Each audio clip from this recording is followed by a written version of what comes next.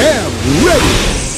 GMA Weather, serbisyong totoo ng GMA News.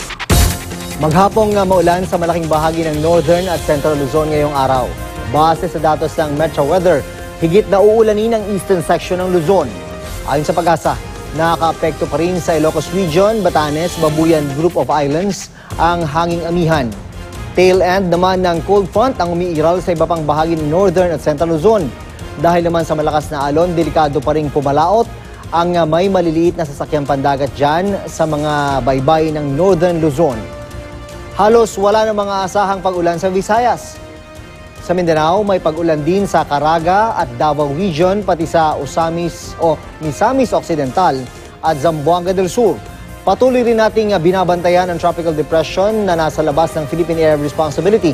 Huli ito na mataan ng Pag-asa sa layong 1,505 kilometers silangan ng Mindanao.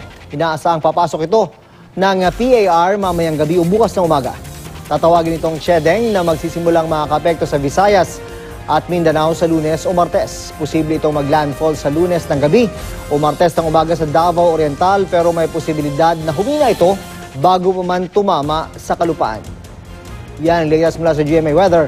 Magplano para sigurado, I'm ready, serbisyong totoo ng GMA News.